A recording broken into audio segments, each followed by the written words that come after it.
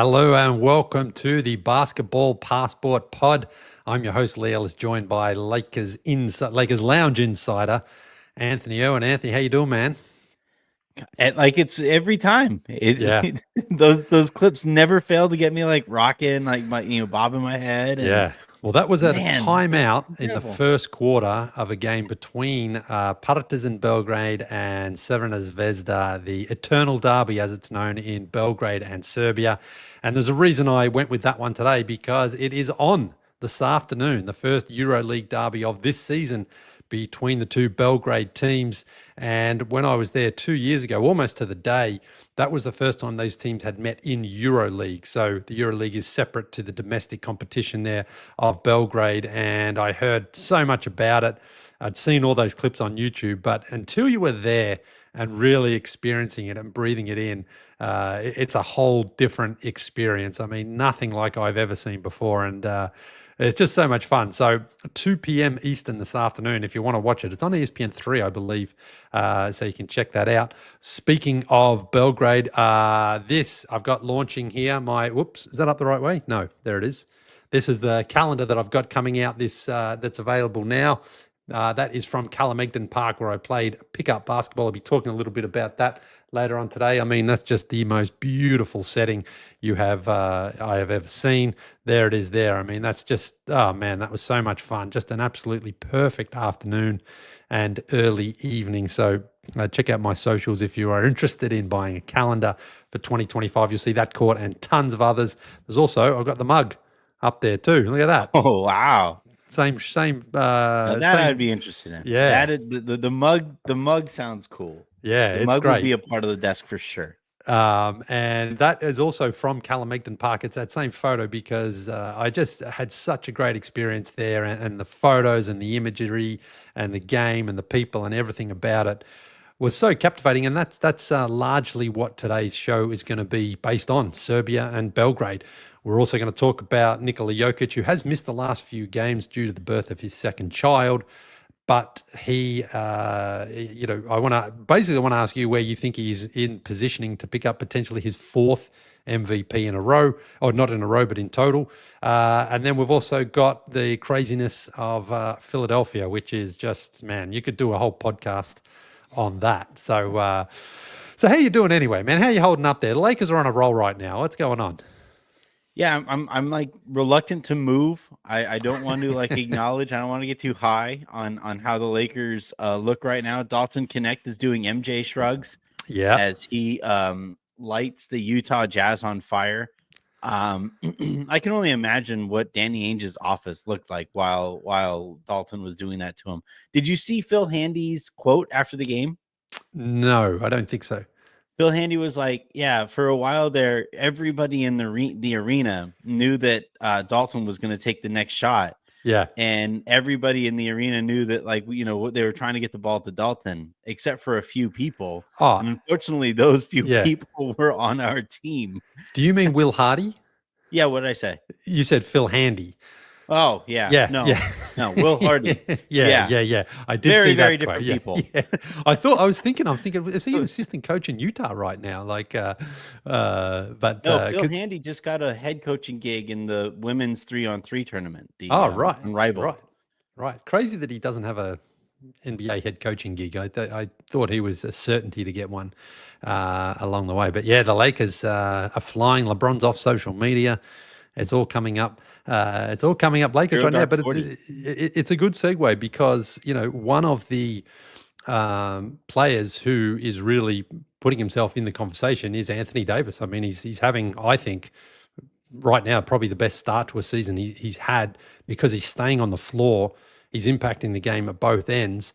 And according to the latest odds that I've seen, he's around about 5th or 6th in MVP voting. Obviously, he's going to have to stay on the floor and keep it up all season. But the favorite, overwhelmingly, once again, is Nikola Jokic. And, the Nuggets got off to a bit of a rough start at the start of the season here. But right now, I couldn't believe it when I was going through the stats here. He's averaging a career high in points. a career high in assists and at 11.7, and the rebounds are basically the same as what he got there a couple of years ago with the Nuggets at 13.7. So he's averaging a triple-double, nearly 2 steals a game, a block a game, and on top of all that, shooting 56% from the field and from three-point range and 84% from the field. So, I mean, right now where we sit, near closing in on a quarter of the way through the season, is he just going to stroll to a 4th MVP here? It honestly just comes down to whether or not he plays the required amount of games. Right. If he misses just enough time, then it becomes a conversation for these other players. But Jokic, and then it's also going to be interesting to see how voters handle this. Yeah. I'd have to look at the standings, but I think they're like at the 5 seed right now. If they stay at that in that range over the course of the season, maybe voters might hold it against him, for winning purposes. Yeah, right now they're at the 5 seed. Yeah, yep. They're 8-5 right now. Plenty of season, obviously, to make up ground there. But he is doing everything that he possibly can to keep the Nuggets afloat. Right? Yeah. They over the last couple off seasons, you've lost Bruce Brown, you've lost Kentavious Caldwell-Pope. Aaron Gordon has missed a chunk of this season so far. Michael Porter Jr. hasn't taken the steps forward that they were hoping he would on that max contract. Jamal Murray has had an up and down start to the season. The only constant has been Nikola Jokic. And it just goes to show how special this guy is. For my money, he has been the best player in the world now for going on 5 years. And it's incredible to watch this guy master the game of basketball. He understands how to play this thing. And I love, as a fellow chubby person, I love that there's a chubby guy like dominating the world of basketball. It's great. Yeah, representation matters. Finally, the chubbies are like, see, we told you, we're always picked last. You should have been picking us first all that time. Yeah. Do one for the dumplings out there, Jokic. It's funny, one of my friends in Serbia, Alexandra Radivojevic, she does a great job for Sport Club out there. When he won his first MVP, and then, actually, when he won the first championship, she said they're never going to pick on the fatties ever again, and it was like, yeah, I mean, he's just shown that, you don't have to be the best athlete, the fastest, the quickest, or even have I don't think he's ever bench pressed or lifted a barbell in his life. He doesn't have any definition on his arms. Yeah, but he understands how to play, and that's what I've noticed about this season. He just seems to be doing it almost easier than he ever has done it before as well. I mean, those numbers are incredible how high they are, especially because Jamal Murray, you sort of mentioned him a little bit there. He really hasn't got it going still. He's he I don't know what's going on with him, but he doesn't seem to be able to shake that slump that he's been in now for a while. Going back to the playoffs last season, he was not very good for Canada, and he hasn't started out this season so well. But Jokic at 29 points a game and 12 assists a game. I mean, he could average 40 a game. I have no doubt that for him, scoring this much is not what he wants. He doesn't want to be the guy who's averaging that much. I think he'd much rather average 20, 22 a game, and the Nuggets roll. They're 8-5 right now. They got off to a terrible start, losing those first 2. So they've rebounded somewhat since then, but it feels to me like he's like, this is, people are talking about it like we are right now, but this is actually not the best case scenario for him. He wants the team to be better balanced, more depth, and getting more contributors. I think the most potent version of the Nuggets is when Jokic can be a facilitator and he's hitting shooters and they are just absolutely dicing you to bits. That isn't to say that Jokic isn't capable of doing this, because he clearly is. And whether he can do this over the course of the season too is I guess I don't have any concerns on that front, but that makes the Nuggets a lot more guardable. When Jokic is the only scoring threat out there, they need, Brown has been good to start the season, especially defensively. He has been everything that they were hoping he would be, but he needs to knock down more shots. You need, Zapitin, Watson, and Strother Yeah. Out there. Like those guys need to be better scoring threats than they have been over the course of the season so far. And again, Russ has been good in his like 6-man super sub kind of role. I think that's always been, since frankly, he should have been that for the Lakers too. But, ever since then, that's been when he has looked his most impactful. And yeah, like they need more scoring pop out there beyond Jokic. I think Jokic obviously is very capable of having this kind of an NBA MVP season. The question is like, how real are the Nuggets as contenders? Yeah. Without Jamal Murray playing like a superstar, they aren't. Like they just aren't. Well, that's right, and that's where again when it comes to the voters, how much does that voter like annoyance come into it? I know we talk about voter fatigue, but it's like if he's going to have his maybe potentially best individual season, but the Nuggets are going to hover around 500 and maybe be first round fodder for someone. I think that affects his case. I think people will just say, we voted for this guy. He's won 3. He's won a championship, but his team isn't close, and that could be a factor. I mean, who knows? But it the definitely. Year Kobe won, or the year Kobe averaged 35 points a game. Yeah. He didn't. I don't think he even was the runner-up for MVP because the Lakers were only like a 7 or an 8 seed. They were an 8 seed that year, and that's different than being a 5 seed, but not by much. And they the Nuggets need to do more winning. I think if this is going to be the landslide MVP type of season. Yeah, I mean that's right. I think Gilgeous-Alexander with the Thunder is probably number 2 right now, and then it could be a Tatum. Doncic was there. Doncic is going to miss a bit of time here now. He's out for a little bit of time. But I think as well with Luka, the Mavericks are not playing very well. So that's going to really drag his potential candidacy down. 11 seed right now. That's right. And, and he's been good, but, you're not going to win if you're certainly below 500 or even close to. I think Westbrook was the last one, to win with a record of 45 and 37. So you figure that teams have to be at least a 50-win season to get, to get in there. So that's going to help someone like Jason Tatum, who, who's had a good start. The Celtics are on fire, but, Donovan Mitchell's probably in that conversation right now with the way the Cavs have started. But it is interesting just again to, when you look at Jokic and you just say, yeah, we've seen this all before. And then you really dive into the numbers and he could average a triple double easily, I know Westbrook's obviously done it 4 times. You won MVP once, but Jokic with 3 already in the bag, the 4th one could be the most impressive season, but he could ultimately end up missing out. So we'll see. It needs to be said though, like whether he wins MVP, whether he doesn't win MVP, like the stuff that he is doing on a basketball court on a night in, night out basis is nothing short of incredible. You watch him play, he's like a hyper processing, a hyper processor, right? Where he just, the time it really stood out to me the most, he was the first player who recognized, AD kind of loafs back on defense. The Lakers suck on defense when AD isn't in the middle there. I'm just going to run. I'm just going to get out and I'm going to run. I'm going to run, and I'm going to beat AD down the court as often as I possibly can. And it absolutely killed the Lakers in transition. And that's like you could watch him play against all 29 other teams.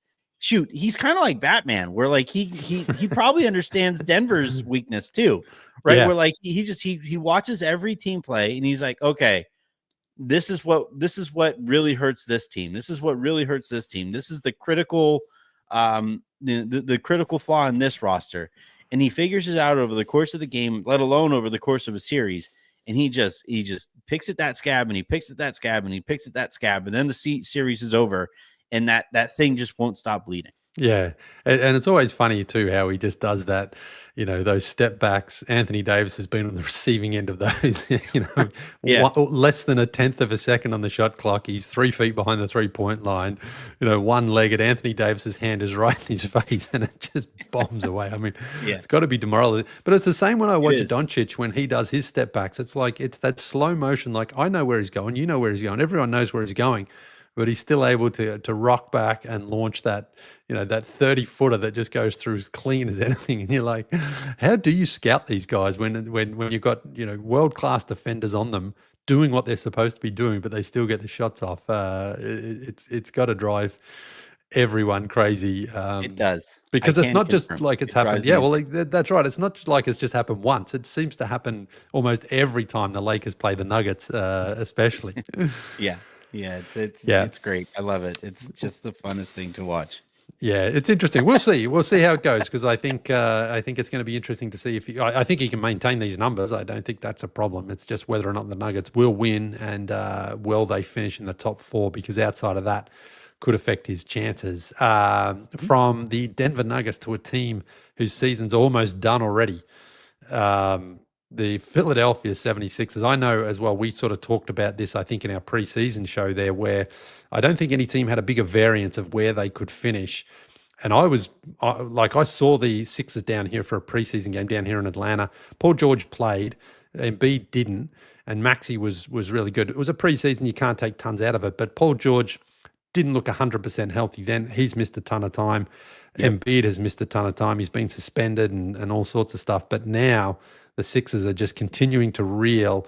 And we've heard this week that Maxey called out Embiid in post-game, not necessarily even about him not being out on the court, but just him not being there for team meetings and seemingly just being on his own schedule. And right now, I mean, the Sixers, their season could almost be done to the fact they might not even make the play-in the way they're going. Paul George is injured again, and Embiid still just does not look anywhere near 100%, and even Maxey's had to come out. So are you enjoying this from Philadelphia, or what would you like to see happen? I don't know. Whether or not I'm enjoying it, I like mess, so I guess to a certain extent, like it is kind of it's I can't look away from the car accident that's happening in front of us. I will say this, like it winds up being perfect that we just talked about Jokic doing everything that he possibly can to keep the Nuggets afloat while they figure out all of these other things, while they figure out all of these other factors. And the antithesis of that is Joel Embiid, who is coming off of an MVP season, right? And no, 2 seasons ago, but yeah, a couple seasons ago. Yeah.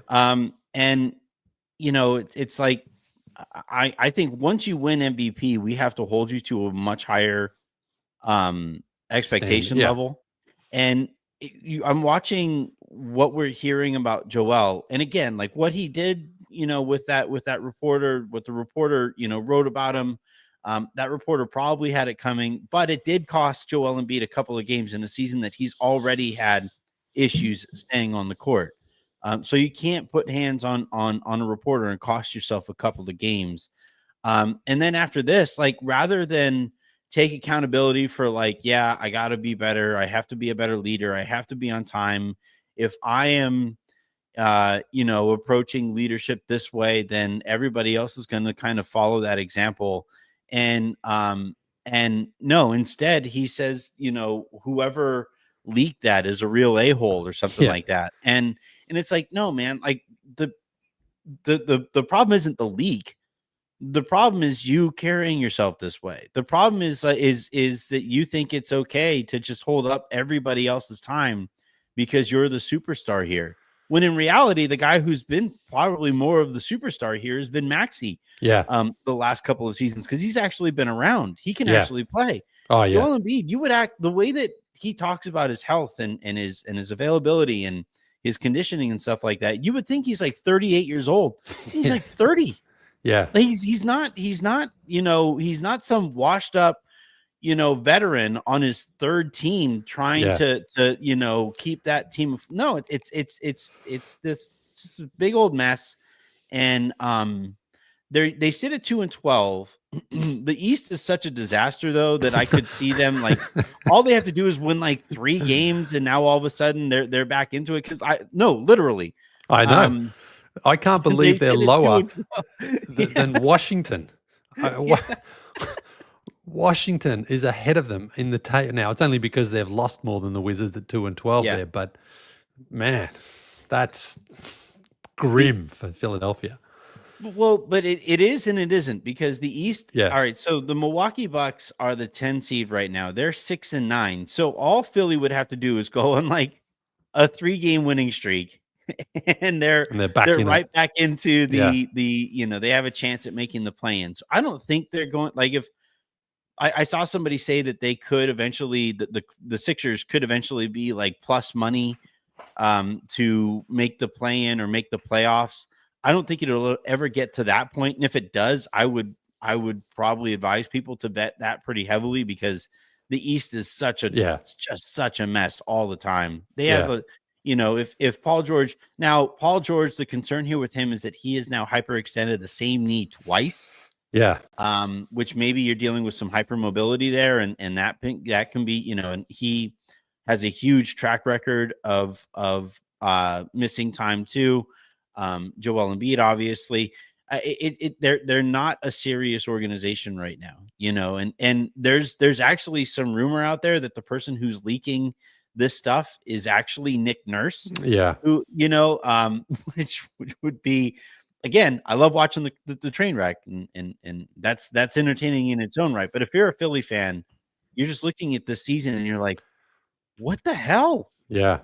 Weren't we just talked about as a potential championship candidate because we went out and got Paul George? How did it go so wrong? Yeah, well, and to that point with Nick Nurse, I mean, I don't think he's on the hot seat simply because he can he's got those injuries to catch his fall, basically. I mean, with George and Embiid and Maxey hadn't played a minute together yet so far this season, so it's been tough. And Daryl Morey hired him as well, of course. So it's the GM's hiring here. This is not like an inherited coach in that situation. And again, I always think like, well, even if they did fire him, who could come in and until they get these guys on the floor and get their bodies right, I don't think the Sixers are going to improve enough anyway. I really am bummed though for Maxey, because I love watching him play. I think he's one of the most exciting guys to watch. And I think he's probably looking around going like, hang on a minute, it's not supposed to be my team just yet.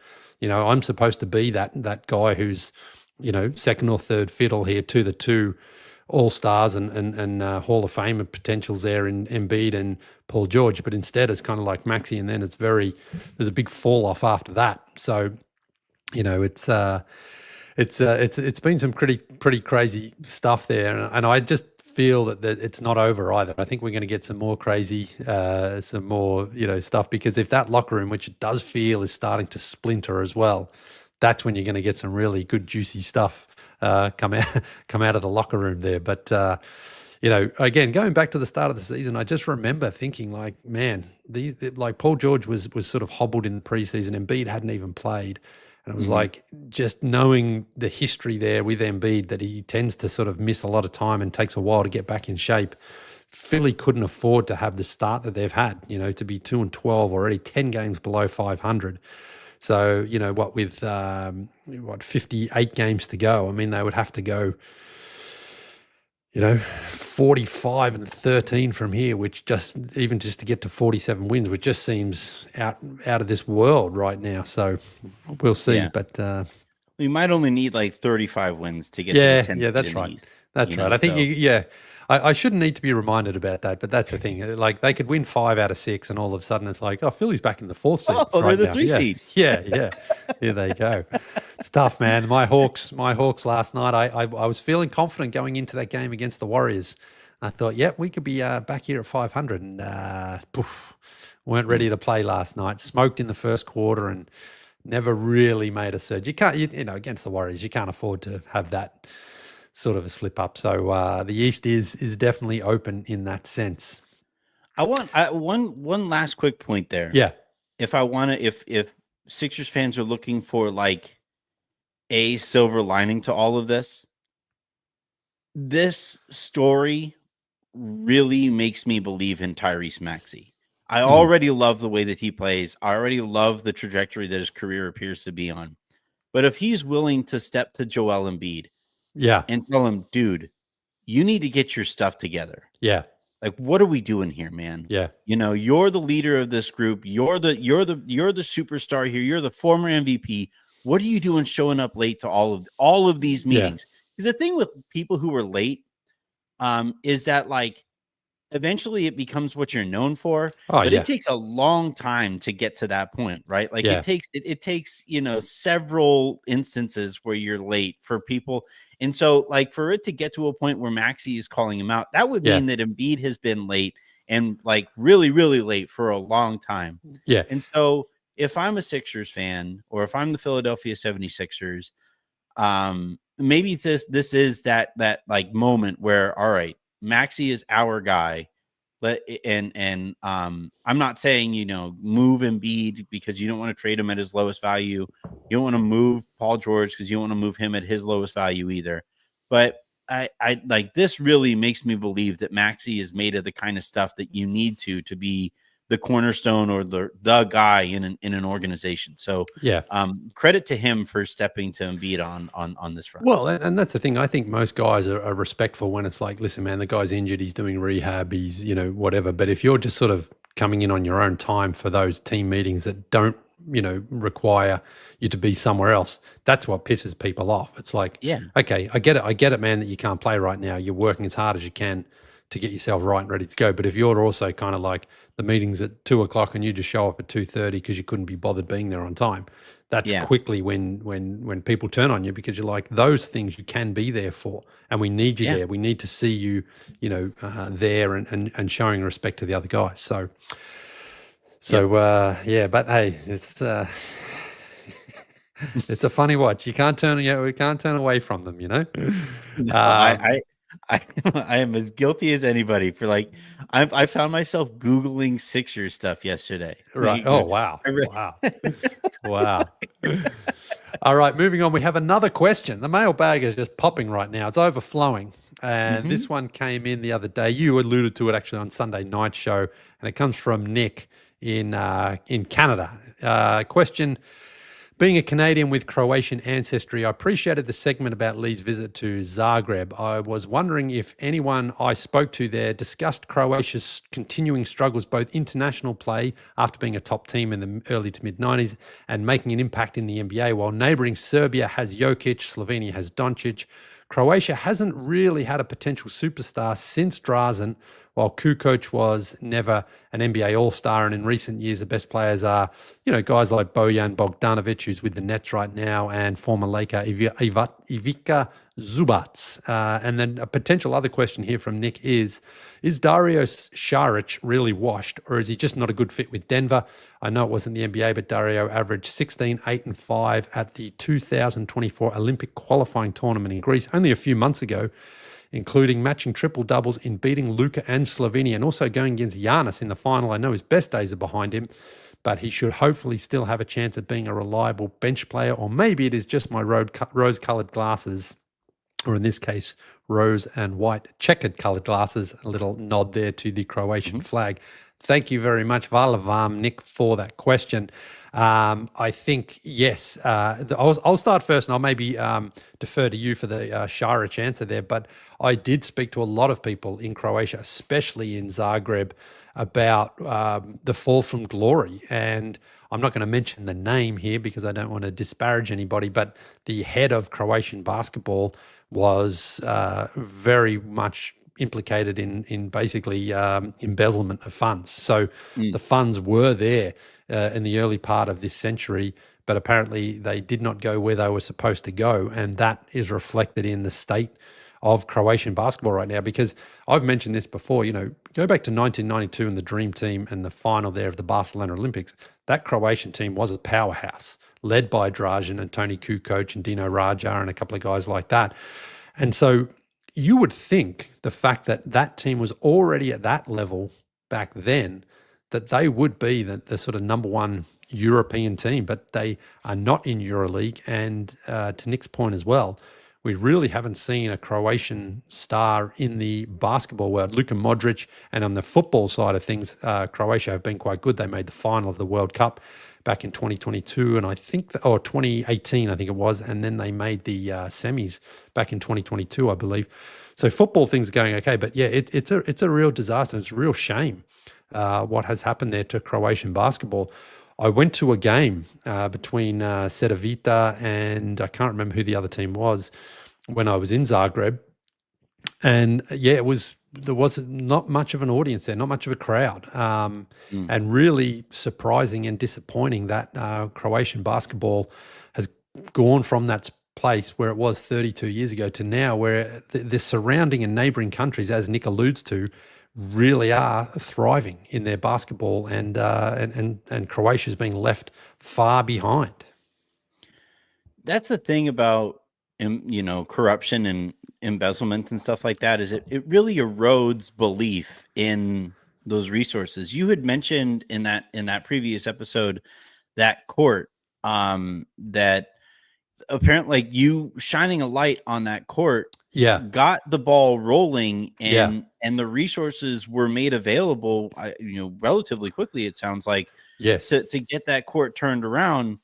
And while it's obviously an incredible story and it's really cool that you were able to have that impact, it is kind of like, well, if the resources were there that quickly, why did it fall yeah, into disrepair like that, and so, with, and I'm saying this, as obviously purely an outsider, but we see this with Mexican basketball too, where they should have all of the resources to be able to build out an academy, and build out everything that they would need for such a large and heavily densely populated country, to find like more NBA talent than they have unearthed to this point. But when going in that, all right, I'm going to try to play basketball, it's going to be this like Sisyphean effort to try to climb that mountain, and I'm never going to have the resources that I should, because all those resources are going elsewhere, or they're being they're funding somebody's own private wealth. yeah, It's just really difficult for those communities to commit to the sport the way that they should too, or they could too. So yeah. it's good to hear that this guy's the head of that would you say it was the basketball head, or sports head, or In who's in Tuškanic in Zagreb is where that court was, and it was the team KK Sabona who I was in touch with, who said they had the funding, and even that, like, when they told me that they had the funding, I was like, well, that's the most important step, because once you got the funding and that's approved, then the work can actually happen, because it's usually the most difficult part. Now that was supposed to happen earlier this year. It still, as far as I'm aware, hasn't happened. I was in touch with them around June was the last time I spoke to those guys, and they said, again, things were on track, but they haven't yet progressed with that renovation of the court there, because that court, again, Tuškanic in Zagreb, was one of the most historically important courts in the city. And the fact that, like you say there, my video just prompted someone to say, you know what, that's right, let's get this court back to where it was. Here's the money. It was like, okay, well, let's go. I mean, there's still the passion is there, and so it's, but again, I think this also comes back to the other point where once the trust has been eroded, it is so difficult to get people to trust an organization again, to the point where it's like people would be reluctant to put money and resources and finances into it, because you just don't know where they're going. So it's really sad, because, again, of just how revered Dražen Petrovic is in Croatia too. He's not just like, well, that's our basketball player. He's more like a god to the Croatian people for everything he represented and everything that he achieved in the international stage. And so, I really, truly hope that Croatian basketball can return, because that part of the world, man, it's basketball is different in the Balkans, and it's such a great experience for anyone who is a basketball fan to go out there and see it. But it's also sad to see the way that Croatia has dropped off, because, again, they make the final, and they actually played the US pretty toughly. They still lost by 30 in the gold medal game, but that was when 30 points was basically almost a buzzer beater against the dream team. They were blowing everyone out by 40 and 50 points. But it also just represented, I mean, remember going back to the Last Dance doc there, how Jordan and Pippen approached Tony Kukoc, because Kukoc was Jerry Krause's number one international recruit. He was really looking for him to come over, and there was that envy and sort of jealousy especially from Pippen. And so that in Barcelona, they really wanted to make a statement. So the respect and the acknowledgement of just how good Croatian basketballers were was evident. And we saw a few over the years, but unfortunately, it is not the case right now with Zubac and Bojan Bogdanovic, who's no relation to Bogdan Bogdanovic from Serbia, incredibly. But Bojan as well, his best days obviously there in Utah with Quinn Snyder, but certainly in the twilight of his career. To that second point of the question as well, with Dario Saric, interested to know your thoughts. I know he's obviously coming off the bench here. He's been okay, but one of the things when I was looking up as well before the show here, he's only 30. He's one of those guys who feels like he's 38. He feels like he's been around forever. He was a part of those Sixers teams, the Sam Hinkie Sixers teams, and had the talent, had the ability, but injuries really derailed his career, and doesn't seem to be able to impact games in a way that he once was.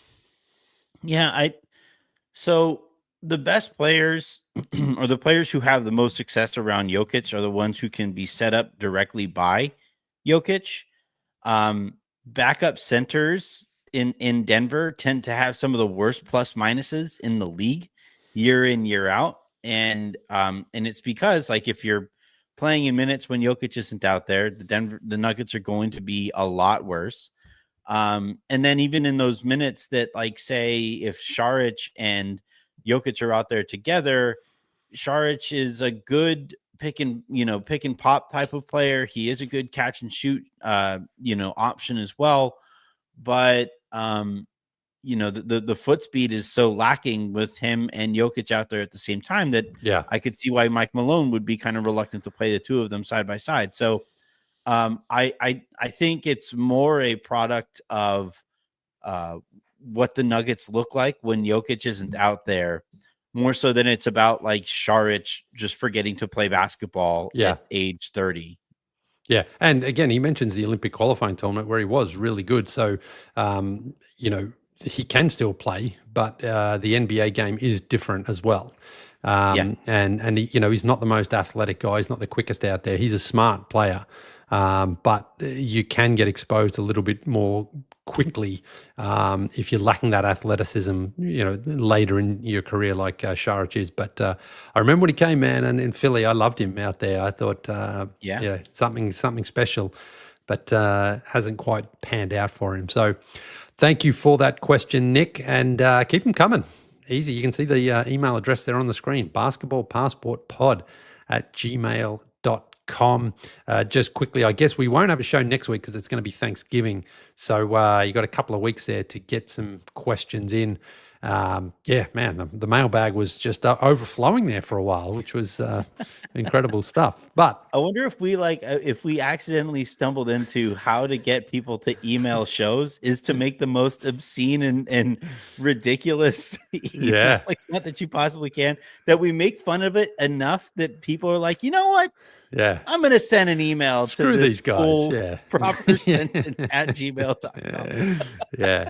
Well, that's the thing. I do thank you to everyone who has sent in a question, because they're determined to get that question in if they are going to write it to that email address.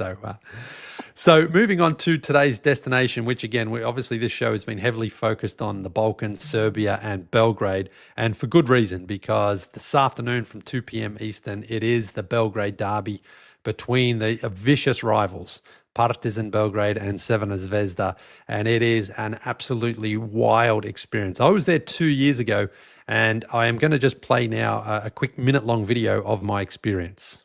Belgrade in Serbia is one of the great basketball cities in the world and home to what I believe is the most intense rivalry in the game, Partizan versus Crvena Zvezda, or the Eternal Derby in local speak. I was very excited when I got a chance to visit Stark Arena and experience a game in person, because I'd seen and heard so much about this matchup online. I wondered if it was going to live up to its reputation, and I can say unequivocally that it does. Starting long before the game, both outside the arena and in it, fans chant and sing and taunt each other. creating an atmosphere that makes every basket and every possession feel like it is the crucial play of the game. And this only intensifies as the battle continues. You don't have to be Serbian to see what it means to the people here, because it's impossible not to feel the energy of a game of this magnitude. So if you're a basketball fan, I highly recommend adding this one to your bucket list, because you will not regret it.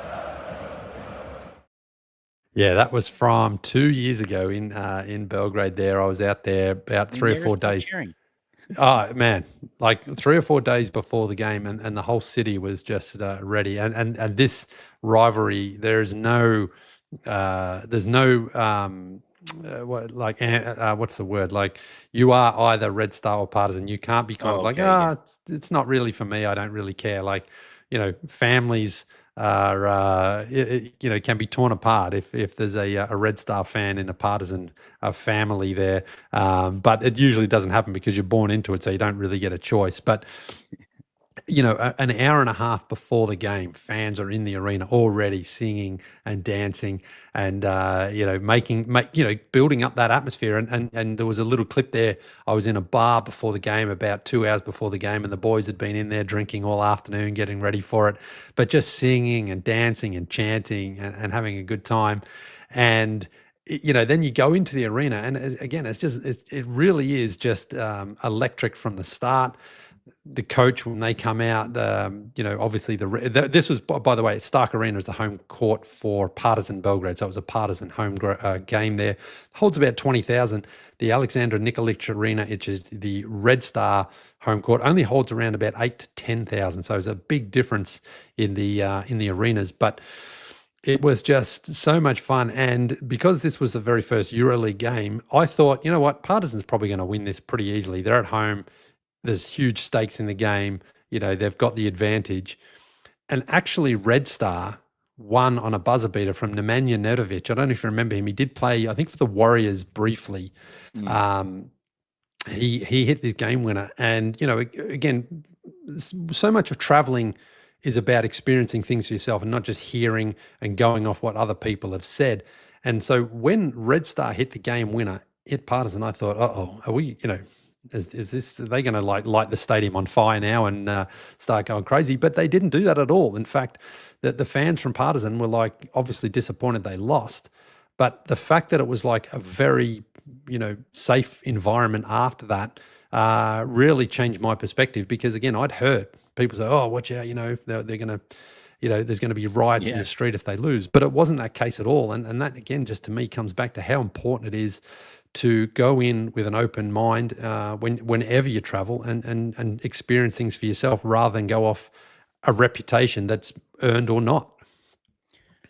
Yeah, that scene, you would think that would spill into the streets, and that passion would spill into the streets, and you never know where it would go, right? The Dodgers won a World Series, and fans lit a bus on fire, and it's just kind of unfortunately it's become part of sports, right? You could, if you Google championship riots or something like that, there are a lot of things that come up, or if the losing team, if a team loses at home, you never know how that's going to go. I think in the 90s or early 2000s, there was a Vancouver, the Vancouver hockey team.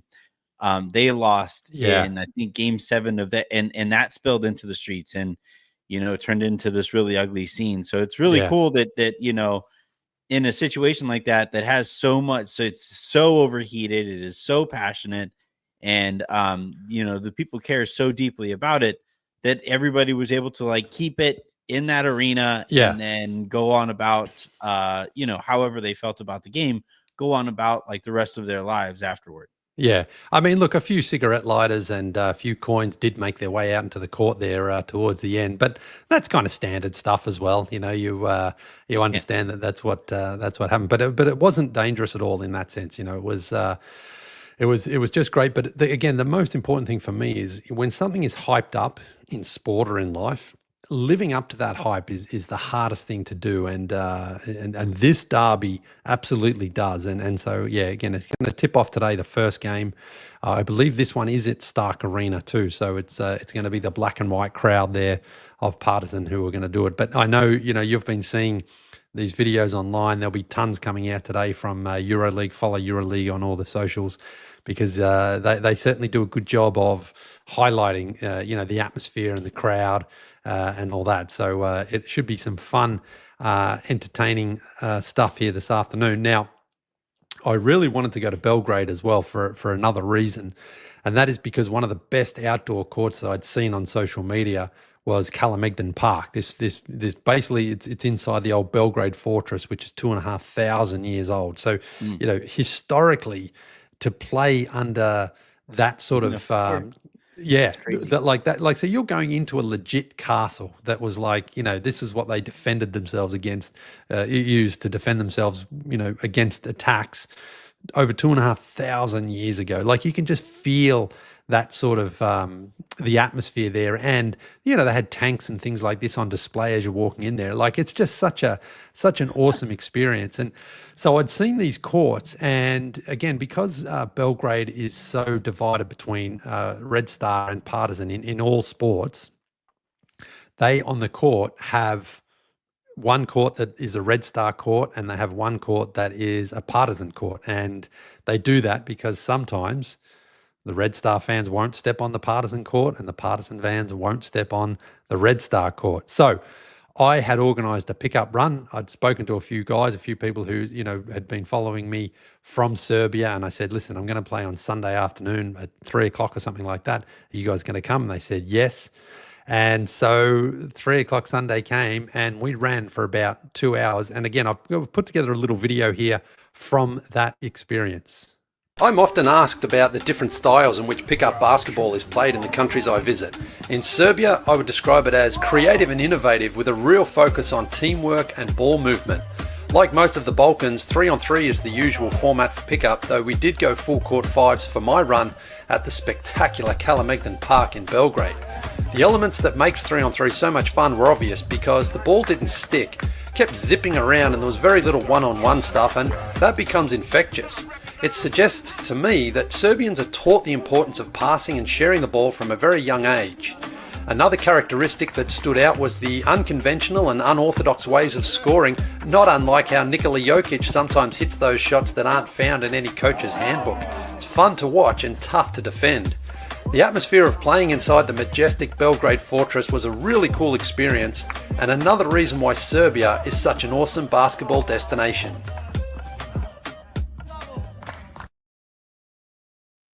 Was the run that I had on Sunday afternoon for a couple of hours. The weather was just perfect, clear blue skies, really good group of guys too that came out, and to play on that, on that court, perfectly made court as well. It's like a rubber surface, so it's easy on the knees and the ankles and the joints. And it's so much fun, man. I hope you get a chance to go out there at some point. We should go out together. I was watching that clip of the way that they were playing basketball, and it really kind of struck me how few dribbles everybody was taking. You go out and you play. I obviously grew up playing a ton of pickup ball, and it kind of looked like the Phoenix Suns under Frank Vogel, where it was like, all right, Devin Booker's going to take 15 dribbles and he's going to shoot his midi. And then Kevin Durant is going to take his 10 or so dribbles and he's going to shoot his midi. And which is fine if you're the Phoenix Suns and you have Devin Booker and Kevin Durant. But if you're like Bill from accounting taking 15 dribbles, it's just not a very fun way of playing basketball. So I was watching all of the off-ball movement and all of the cutting and all of the, and the way that they were playing. There were a couple plays there and some passes and some cuts. I was like, holy crap, that was incredible. So I would love, like, beyond how incredible it would be to play in that court and on a rubber surface. That sounds amazing. But like beyond all of that, I would love to just go out there and participate in a game that is that sharing, that democratic for lack of a better term. Well, that video is the most successful video I've had. It's had in total nearly 5 million views across my social media channels. And so much of it is reflective of that, of how, like, look at all these dudes, man, how they pass the ball and how they cut and how they Yeah. move. And, because again, a lot of 5-on-5 here in the States tends to be more 1-on-1, really disguised as 5-on-5. But out there, they really do learn from an early age, pass, cut, move, get yourself into a better position. And if you do, guys will find you. And so I asked Nikola Jokic and Bogdanovic about that last year as well. And they both said that that's how they get taught growing up, is like, you got to move, you got to cut, you got to pass that ball and get open. So you don't necessarily have to be, the best athlete. You just have to understand how to play the game. So that was unreal. And we sort of saw it a little bit there. This was the afternoon shot here of the guys, some of the guys who played, some of them have left already. And then only honestly within an hour or so later, because it was the middle of winter, this was the night shot there of the same, more or less the same guys. And you can see why I use that photo in so many of my things, because I think it really, captures a lot of what I've been trying to do, how basketball, you can play on these beautiful courts in beautiful cities, and then you just become friends, like it really does bond people and bring them together. We were chatting for probably, we'd played for 2 hours. We probably chatted for another hour after the game there, just catching up, learning, from each other and exchanging stories. And man, it was a lot of fun. I've got one more video. This is the last one. I don't want to, overdo the videos here, but I'm loving it. This is great. Well, the reason I really wanted to show this video too, this is another one of my most successful videos, because the run that I had scheduled was for a Sunday, and I arrived in Belgrade, I think on the Saturday or the Friday. And so I went to Kalamegdan Park there just to check it out. I wanted to just maybe shoot some B-roll, get some shots up and see what was happening. And I met these guys and I had a great run. And this video sort of tells a story about how that came together. The unplanned and unexpected pickup runs on the road are always great fun, like when I turned up at the beautiful Kalamegdan Park in Belgrade. There were these 3 guys there playing American 21, and after exchanging glances, they saw an opportunity to even out their teams, and I was up for it despite wearing jeans and a zip-up. I assumed the guys were Serbian. Turns out they were Russian. Not that I speak either of those languages, and not that it mattered anyway, because my new comrades and I, we all spoke basketball. And once we started playing, simply by setting screens, passing the ball, communicating through body language and eye contact, you very quickly form a connection with people who were complete strangers only minutes earlier. And it's these sorts of interactions that I really enjoy, because it reinforces my belief that basketball is a language of its own, and one that brings people together all around the world and makes this game such a joy to play. Yeah, that was such a cool experience, because as I said off the top there, I was just there to check out the court. I wasn't planning anything. I hadn't prepared for it. You can see I'm wearing jeans and a zip-up shirt, sweater there. And I just love the fact that these guys, I'd been on the court for less than 20 seconds and they were like, he's got a ball. We need 4. You're in, And so they came over to me and I thought, I don't speak a word of Serbian here. That one guy spoke a little English and I said, no, we're Russian. And I'm like, oh, okay. We started shooting around, then we started playing, and it was just such a cool experience. And for me, those are the sorts of travel experiences that you just cannot possibly plan or prepare for. But as often is the case in life, most of the things you don't plan or prepare turn out to be the best fun. 100%. I kind of drive my wife crazy sometimes with the way that I travel. My dad is the kind of guy who puts down an itinerary, has every step of the vacation planned and all this stuff. And I'm a lot more likely to just kind of, all right, we're checked into the hotel, or we're checked into this thing. Let's just like walk down the street and see what kind of hole in the wall restaurant we could find here that has this kind of food or whatever. And those experiences tend to be just the absolute best, and that unplanned nature of it. And the thing about destinations and tourist destinations is that like the locals really respect, I feel like, the people who are willing to stick their necks out there and experience what life is actually not there is like, not like the pedicured version of what tourism tries to create, right? That organic sense of adventure is what travel is all about. And Yeah. finding just three random Russian dudes at a court and Yeah. playing some 2-on-2 and having a good time there, like that's the kind of thing that we're talking about here years afterward. Well, that's right. And that, to me, again, that video, all three of those videos that I played here were some of my most successful ones. And I think because of the storytelling and the fact that people can go like, yeah, that's what traveling is about, go and put yourself in with the locals, experience what locals are doing rather than, sort of go as if like you shouldn't try to, embed yourself in the local culture. And I just found it so much fun, so rewarding. And after that game against the Russians, there's actually a little pub just around the corner from the court there. And I'm a part-time vegetarian. Like I try to be a full-timer, but I'm definitely a part-timer. But I always start by being a vegetarian. I went to the pub and the lady came over with a menu, and I said, "What vegetarian options do you have?" And she just looked at me like, chicken. Eat your napkin. Yeah. Chickens eat vegetables, so that's as close as we got there. But I anyway, Belgrade and Serbia, I've been there twice, and it's one of those, again, I get asked the question all the time, where's my favorite city? What's my favorite court? It's an impossible question to answer, but I know that Belgrade is certainly in the mix for that because of so many great experiences that I've had there. I've met so many great people. I've been on Serbian TV talking about basketball and talking about EuroLeague, which was a really, really cool experience too. And I mean, if you are in Belgrade and you want to just turn up to that court, do it, because you'll be allowed to shoot around. You'll have some fun, and you might just run into some Russians. Alexei was one of them.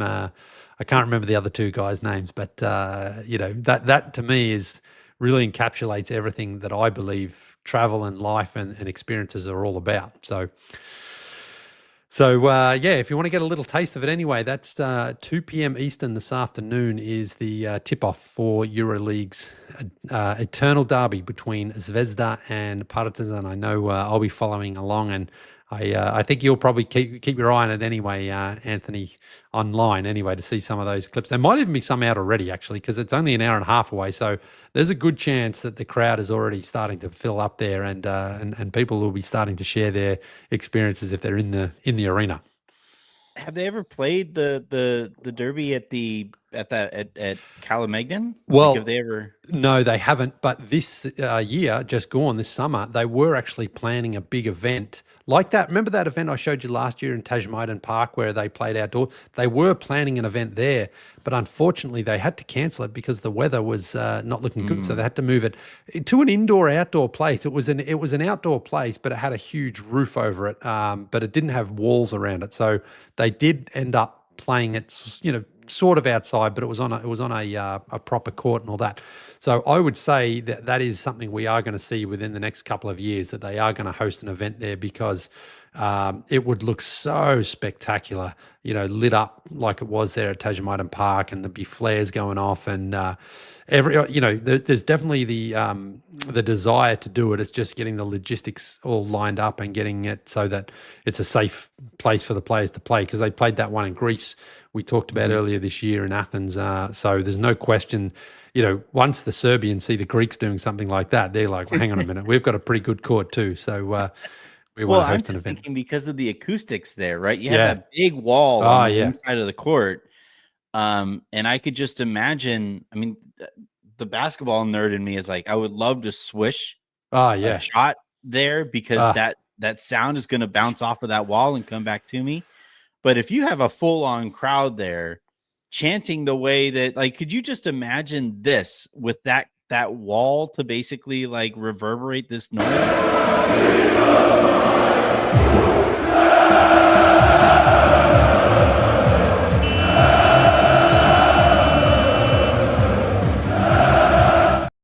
That would be insane. It would be insane.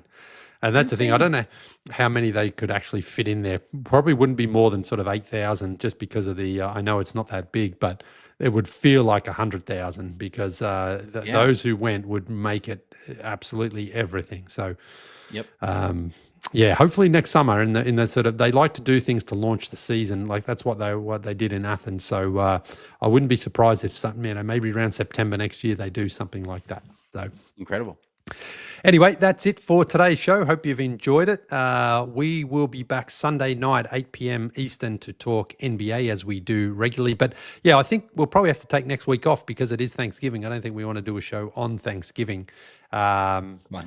So we'll probably give it a skip then. But we'll be back Sunday and then the following Sunday. So hopefully you guys will join us. Thank you again for everyone who has contributed. Send in an email, basketballpassportpod@gmail.com, and we will see you Sunday night. Safe travels, everyone.